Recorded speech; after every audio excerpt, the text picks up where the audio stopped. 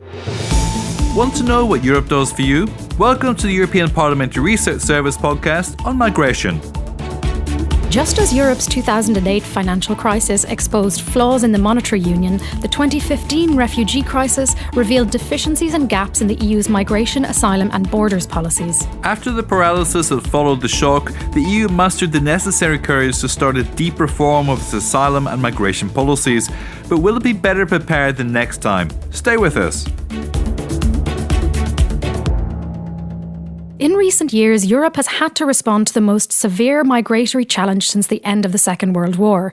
The unprecedented arrival of refugees and irregular migrants, which peaked in 2015, put huge strain on the EU's asylum system. The first measures focused on helping Greece and Italy, who bore the brunt of the influx. So a system of quotas to relocate asylum seekers who were entitled to apply for international protection in Europe was proposed, but balancing solidarity and responsibility proved to be a very tough challenge for some member states, especially for those with more conservative governments in power and facing strong public opposition to migrants. So while countries such as Hungary, Bulgaria and Austria began to build fences to keep migrants away, the EU realised collective action was needed to prevent the Schengen system from falling apart. And so it embarked on a serious reform of its migration and asylum policy and a gradual strengthening of its external borders.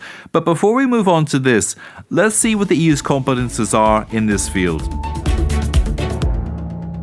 Well, migration policy is a shared competence between the EU and its member states. According to the Treaties, the EU is responsible for framing a common policy on asylum, immigration and external border control based on solidarity between member states and which is fair towards third country nationals. As regards the protection of external borders, it is the EU's responsibility to safeguard freedom of movement within the Schengen area while setting common rules to ensure effective monitoring of people who seek to cross the external borders. This task is supported by EU agencies such as the European Border and Coast Guard Agency, or Frontex, the European Asylum Support Office, and the EU's law enforcement agency, Europol. But all this costs money. It certainly does. Total commitments for EU funds related to migration for the 2014 to 2020 period increased from €8.4 billion in the initial EU budget allocation to over €14 billion in 2018. So what has the EU done with all this money? Let's have a look at what has happened in the field of migration over the past 5 years. Well, as a first and immediate response to the unprecedented levels of migration flows to Europe, the Commission adopted a 10-point action plan on migration in April 2015. The plan had the support of both the Council and the European Parliament, but it quickly proved to be insufficient. So a month later, the Commission adopted the European Agenda on Migration, setting out both immediate and long-term measures to establish a strong EU asylum policy, save lives and secure external borders, reduce the incentives for irregular migration, provide more legal pathways for asylum seekers and ensure cooperation with third countries. On asylum policy, the Commission presented proposals to ensure a fairer allocation of asylum applications among member states and providing a common set of rules to simplify asylum procedures, ensure uniform standards for protection and further harmonise reception conditions in the EU. However, disagreements between member states are stalling these reforms. To strengthen its external borders, the EU has reinforced controls and created a system to better register entry and exit of third country nationals.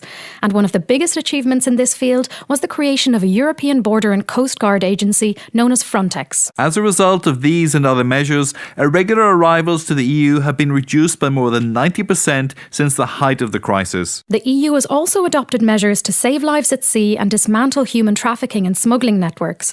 Furthermore, due to the low return rates, the EU has also focused on improving its own capabilities, as well as on concluding readmission agreements with countries of origin and transit in Africa and Asia. As Commission President Juncker once said, irregular migration will only stop if there is a real alternative to perilous journeys. So EU institutions are working on two proposals that could open up more legal pathways to migrate to Europe. One on the EU resettlement framework, providing safe and legal avenues to Europe for those in need of international protection, and another on the EU Blue Card, which seeks to attract highly skilled workers. The EU has also strengthened external cooperation with third countries to tackle the root causes of migration and help improve the situation in countries of origin and transit to discourage potential migrants.